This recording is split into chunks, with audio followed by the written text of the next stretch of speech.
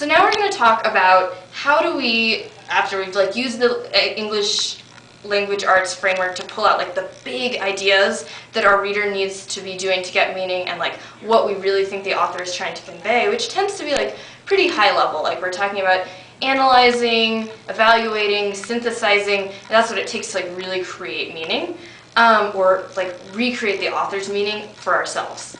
But obviously our students are not going to be ready for this day one. They're not going to be ready for this at the beginning of the year, and at the beginning of each unit you're going to kind of start rebuilding.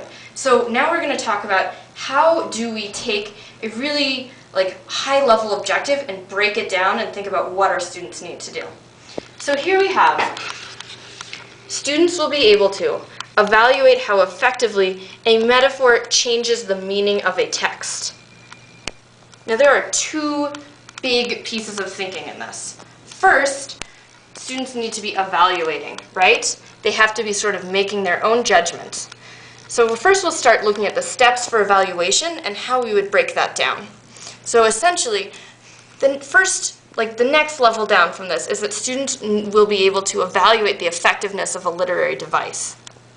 They need to be able to say well, it's a metaphor, right? We can see it's a metaphor, but how effective was it? Did it really do what we think the author intended it to? In order to get there, students need to be able to infer the intended effect of a literary device, right? We can't judge if it hit the mark or not unless we can kind of, draw some conclusions about what we think the author was going for.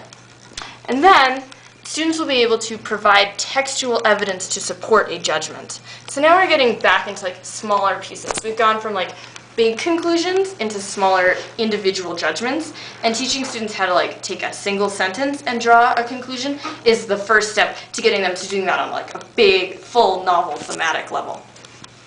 So now getting even lower here. Now we're getting into the objectives that are probably going to be in the first 2 weeks of a unit.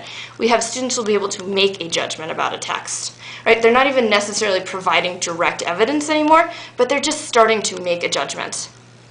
And then finally to get there, and this is really the building block of what it takes to go from being a literal reader to a reader who makes meaning, is students will be able to make an inference about a text. So all these different daily objectives are going to lead into students being able to do this big bad boy by the end of a unit, which is what we want kids to always be doing at the end of a unit, is getting up to that level. But then, that's only half of it, right? Because then we also have this whole piece of looking at how the metaphor changes the meaning. Not how effective it was, but just what is the metaphor meaning. So that's all about analysis. So how are we going to get our kids doing that level of analysis? Well, the first breakdown here is students will be able to analyze a metaphor, right? They can look at the metaphor and kind of pull out what's happening with it. In order for them to really holistically analyze a metaphor, they're going to have to compare and contrast the tenor and the vehicle within a metaphor in order to find its meaning. Because of course a metaphor is really based on being able to say here's one thing, and here's what I'm comparing it to. What can I pull out as being similar or different about these two things that's getting me to think about the tenor in a whole new way? If we're not doing that level of looking at those tensions between two things, life is a broken-winged bird. Life, broken-winged bird. If we're not really rubbing them up against each other and pulling out the meaning there, then we're not ever going to get the metaphor. So even below this, students will be able to identify the tenor and vehicle within a metaphor. They have to know what are the pieces of a metaphor. And even below that, students will be able to define and explain what a metaphor is. That is really low-level thinking. That is really just memorization.